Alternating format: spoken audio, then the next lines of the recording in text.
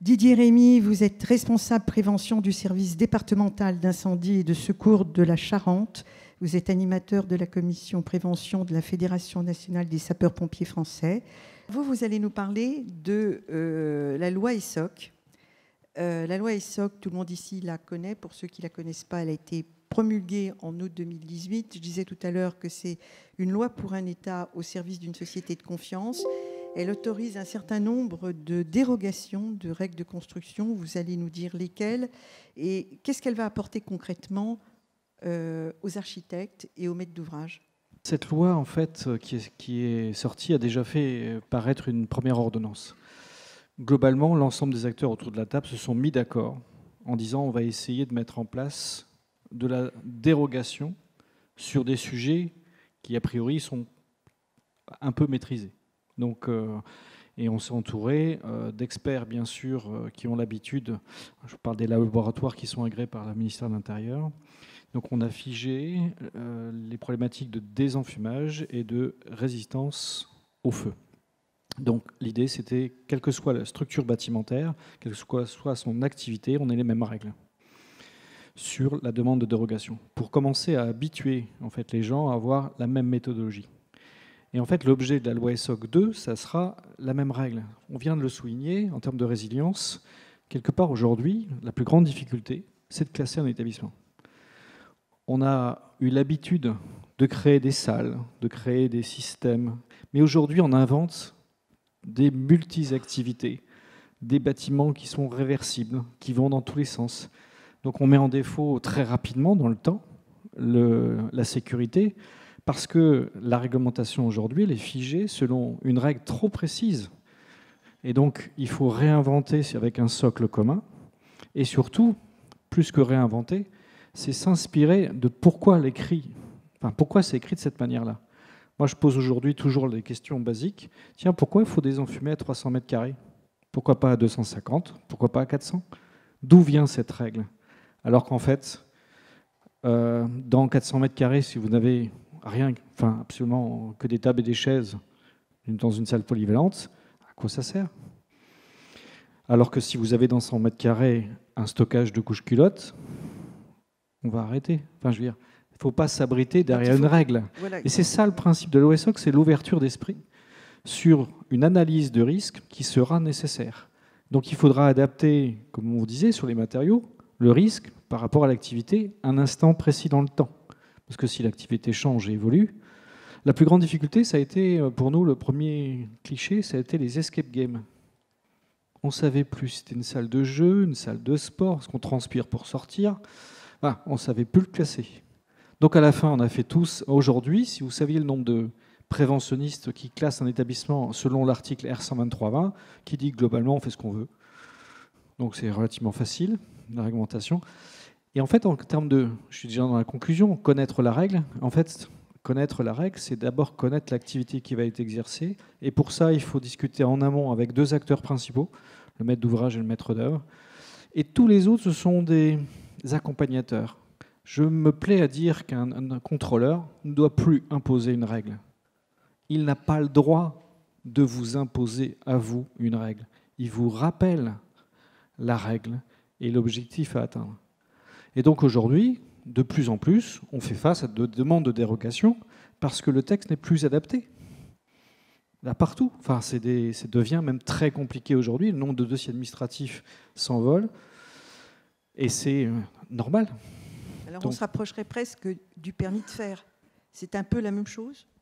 Dans une certaine mesure, oui. C'est-à-dire que, comme tout le monde essaye, c'est une espèce de course aussi. Aujourd'hui, on construit trop. Moi, j'ai la chance ou la malchance d'être entre Bordeaux et Angoulême sur la ligne TGV. Waouh! Aujourd'hui, je m'inspire des décisions de Bordeaux parce que je sais que ça arrive. Je suis la grande couronne de Bordeaux. Mais on est obligé de s'entendre, de plus en plus avec mon collègue. Je travaille pour lui, il travaille pour moi. C'est ce qu'on fait de plus en plus. Et on prend des décisions communes. On a mis en place des doctrines départementales. Je pense que là, je vais vous en présenter deux qui vont peut-être vous perturber, mais qui aujourd'hui font l'unanimité dans les consciences des réflexions des pompiers, mais qui sont encore difficiles à mettre en œuvre parce que l'ensemble des acteurs ne sont pas prêts. Donc, mais bon, allez, tant qu'à faire, on y va, je vous montre. Bon, j'avais prévu tout un tas de contextes actuels. Hein. Les incendies, on n'en a jamais fait autant. En tout cas, médiatiquement, il y en a un tout. Enfin, Paris a son lot d'ailleurs. Faut le souligner, quoi. Bon, on améliore aussi la connaissance des risques. On connaît mieux de plus en plus. On a une capacité de connaissance relativement importante. On a pris conscience aussi de l'évolution des responsabilités de chacun.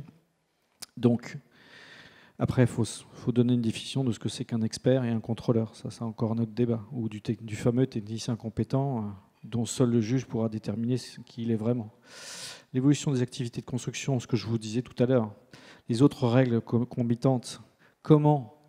Je vous donne un exemple basique. Je ne pensais pas un jour dire qu'il fallait verrouiller les issues de secours. Mais aujourd'hui, j'écris dans tous les règlements de commission de sécurité qu'il faut verrouiller les issues de secours. C'est très étonnant pour un pompier qui cherche à sauver. Mais en fait, il faut juste que je redonne une définition supplémentaire. Il faut qu'elle soit verrouillée de l'extérieur vers l'intérieur et forcément facilement déverrouillable de l'intérieur vers l'extérieur, par une règle qui sera propre à l'exploitant. Donc on peut aller très loin dans la démarche. Et puis avec les attentats, est-ce que l'alarme incendie doit être déclenchée? Mais plus jamais. Il faut, quand on la déclenche, être sûr que la levée de doute a été faite et qu'on soit conscient qu'on a un vrai risque et tout le monde est au courant de ce qu'il y a à faire. Et très vite, vous allez percevoir que l'alarme incendie, est-ce qu'elle est encore utile? C'est un vrai débat qu'il va falloir aborder. Le droit souple, bien sûr. Bon, différentes interrogations qu'on vient de dire. Alors, bon, j'avais prévu les 3 petits cochons, parce que comme on parle de l'acier, et il n'y en a pas. Il n'y en a pas. Voilà. Donc, bien évidemment... Alors, qu'est-ce qui serait passé s'il y en avait une acier? Elle aurait résisté, naturellement. Alors, si elle était totalement en acier, oui. Avec le temps, je ne sais pas. Mais sans protection, je parle. Hein. Mais si. Moi, ce que je voudrais savoir, c'est comment, oui, concrètement, vous travaillez avec les architectes et les maîtres d'ouvrage en amont. Pour les architectes à qui on prend la tête en permanence, qu'est-ce que ça va apporter comme souplesse pour eux, de façon à pouvoir raisonner, j'allais dire, dans l'intelligence de terrain et de ne pas être dans l'application systématique de lois ou de règles qui n'ont pas de sens? En fait, je vais simplement dire la chose suivante qui est basique, c'est ce qu'on éduque. Moi, j'ai fait une réunion il y a 2 ans avec des organismes de contrôle, des bureaux d'études et quelques référents qui contrôlent les bâtiments. J'aurais dit, écoutez, ça suffit de cocher des cases. Parce qu'aujourd'hui, le diagnostic, il est comme ça. On fait un diagnostic, on coche des cases. Donc, on arrête ça. Par contre, derrière, ça veut dire que l'architecte, lui, n'a pas une maîtrise totale de tous les enjeux. Donc, il est forcément accompagné par différents spécialistes. Et à ce niveau-là, il faut qu'eux aussi aient la connaissance. Et ça remet en cause, en fait. Prenons un exemple. Allez, je vais vous le donner. On va à la fin. Je pense que c'est le sinistre qui a déclenché, je dirais, tout ce qui en découle aujourd'hui. Pour quelle raison? Parce qu'il y a eu le rapport du CSTB qui a été mandaté par le ministère, que derrière, on a eu tout un tas de choses. Et puis derrière, on a eu des incendies un peu particuliers qui délivrent en fait des références. Comment faire pour intervenir? Moi, je suis admiratif parce que dans aucun autre corps de sapeurs-pompiers, on aurait pu faire la même chose. Je vous le dis clairement. C'est impossible de faire ce qu'ils ont fait de cette manière-là. Donc, bravo. Le feu de Draguignan, aucun détecteur incendie n'a sonné. Pour quelle raison? Parce qu'ils sont installés dans les couloirs. Donc, vive le chien qui a aboyé et mis en place. Donc, il y a tout un concept. J'y arrive sur votre réponse. Et puis, les architectes continuent à inventer des bâtiments surprenants. Surprenants.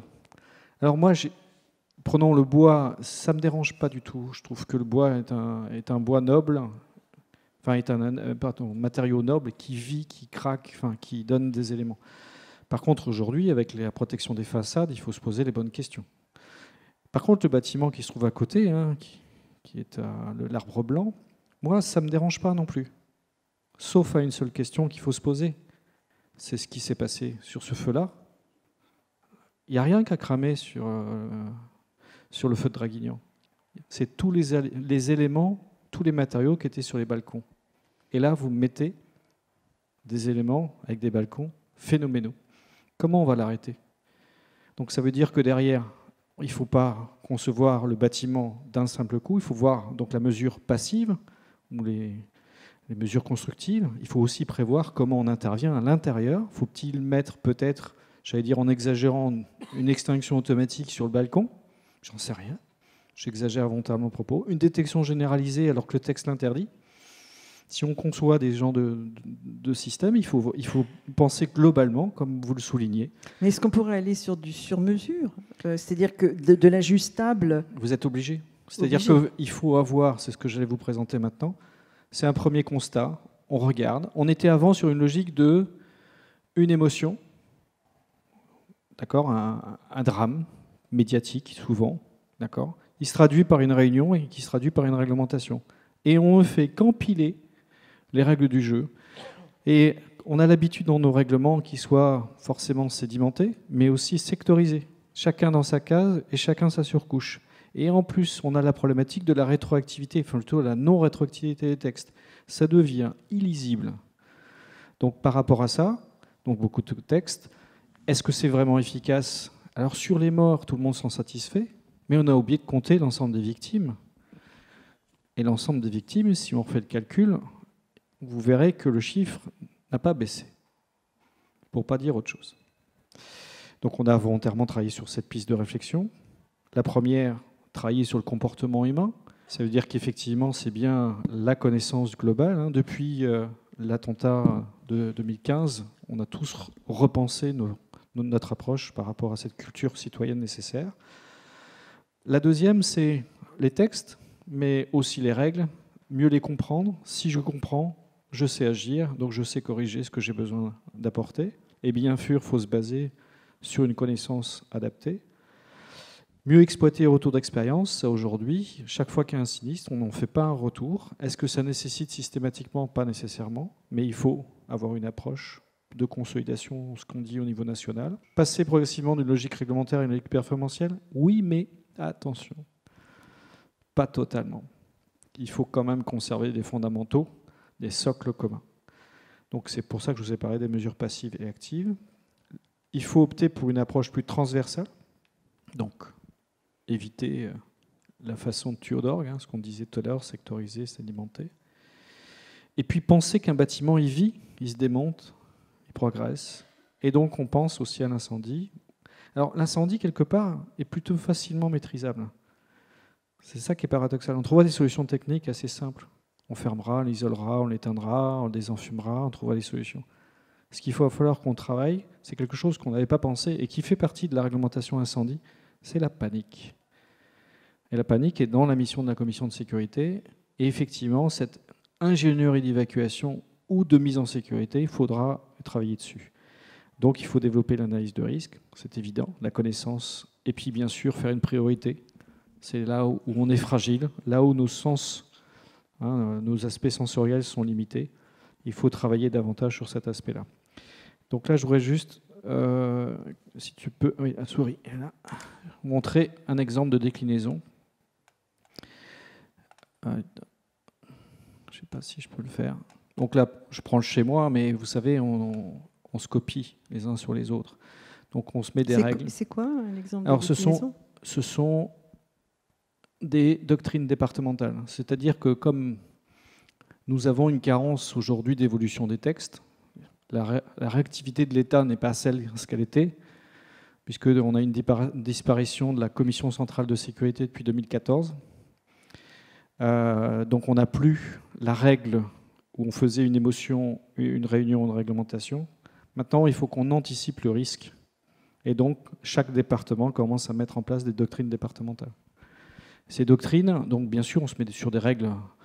Par exemple, le premier, c'est le suivi des ERP de 5e catégorie sans hébergement. On fait référence à Rouen, les 14 morts dans la partie de la discothèque Cuba Libre. C'est pas resté insensible. L'allègement des visites pour aller vers les endroits où c'est vraiment nécessaire de faire les contrôles, donc les habitations, le suivi des avis favorables. Juste deux doctrines qui sont importantes et qui vont bouleverser la façon de l'approche. La première, c'est que là où je dors, je suis fragile, donc je détecte. C'est clair. Pourtant, regardez la déclinaison. Si je suis un hôtel de moins jusqu'à 20 personnes, avant 2012, la détection est étendue. Si je suis de 21,99 avant 2012, mais je suis moins de... J'ai une règle. J'en ai une autre. J'en ai une quatrième. J'en ai une cinquième. J'en ai aucune qui est identique. Pourtant, c'est toujours écrit hôtel. Ce qui veut dire que la loi ESSOC va pouvoir éviter de s'adosser à ce genre Elle va être très... Vous allez alléger le dispositif, mais vous allez aussi l'aggraver à des endroits qui le sont nécessaires. Dans cet endroit-là, ce n'était pas une obligation de détecter. Sauf que l'analyse de risque, elle est claire. Là où je dors, je suis fragile. Il faut que je détecte. Est-ce que je dois, par contre, soulager à d'autres endroits? Eh bien oui, il faut refaire l'analyse complète. Et donc, on va adapter au fur et à mesure. Et on est en train de se mettre d'accord au niveau des départements pour avoir la même règle. Ne vous inquiétez pas, hein, on ne va pas tout changer d'un coup, parce que c'est trop lourd. Mais on va garder les fondamentaux majeurs et changer des mesures actives, en fait. Et alors, prenons celle qui est pour moi la plus importante. C'est celle des maisons de retraite. On est en train de vieillir. Okay. Si vous faites attention à l'ensemble des analyses qui ont été faites, alors moi, pourquoi on est sensible? Parce que à La Rochefoucauld, dans notre département, avant Marseille, on a eu 3 morts dans un incendie. Vous en avez 3 successifs qui ont été majeurs. On s'est aperçu que le vieillissement dans des établissements de type EHPAD était assez grave, dans le sens où on a quasiment doublé, on a divisé par 2 l'autonomie des gens. Le taux de survie a aussi divisé par 2, donc il fallait bien réagir. Et on s'est aperçu que la règle de 2001 n'était plus applicable en 2017. Et donc voilà les propositions qui ont été actées par la commission consultative départementale, donc la préfète. C'est, par exemple, obligation de ferme-porte adaptée au PMR sur les portes des chambres. Okay. Et c'est celle-là qui est la plus importante. C'est intégrer systématiquement l'étude des systèmes d'aspersion dans les projets. C'est-à-dire qu'on veut, comme les pays anglo-saxons, faire une étude pour savoir si on met du sprinkler ou du brouillard d'eau dans les endroits où les gens sont, entre parenthèses, dépendants. Et donc, vous faites l'étude, après vous assumez de le mettre ou de ne pas le mettre. C'est lié aussi au cas par cas. Et bien sûr, forcément, si vous ne mettez pas l'une des 2 solutions, eh bien, il va falloir renforcer la formation des personnels parce qu'ils ne seront pas capables d'intervenir. Donc tout ça, ça fait partie d'un global. En fait, vraiment, la discussion qu'on a eue avant, elle est totalement dans la même démarche. On est vraiment en train de s'inscrire et on parle de l'incendie, mais en fait, on est en train d'élargir le spectre. Et donc le maître mot à la fin, c'est si on est tous autour de la table, bien en amont, moi je dis au niveau de l'APS, au niveau de l'avant-projet sommaire, donc dès que les acteurs principaux ont été choisis, vous faites venir bien sûr le pompier préventionniste, mais aussi l'ADDT pour l'accessibilité, éventuellement l'ADREAL si c'est un ICPE, peu importe, l'ABF, vous faites venir tous les acteurs majeurs et vous décidez des fondamentaux. Et donc après, tout le monde sait à quelle sauce il va être mangé et éventuellement, il peut aussi corriger le tir pour mettre d'autres applications. En fait, tout est ouvert et n'hésitez pas, la dérogation devient la règle pour moi sur du neuf. Et j'insiste, on arrête de faire de la conformité sur du neuf. Il faut qu'on fasse une analyse. Si vous apercevez que ce n'est pas adapté, votre situation, votre établissement n'est pas adapté à la règle qui a été pensée bien avant les années 80, 80, ça fait quand même quelques années. Et c'est le texte de référence. Donc ça veut dire qu'il faut repenser le modèle. De là à tout changer, ce n'est pas ce que je vous ai dit. Il y a des fondamentaux qui sont très très bien faits, les articles CO particulièrement, les articles de construction. Mais pour les mesures actives, je pense que là, on a pas mal de marge de progression. Très bien. Écoutez, merci de ces explications. On a fini sur cette...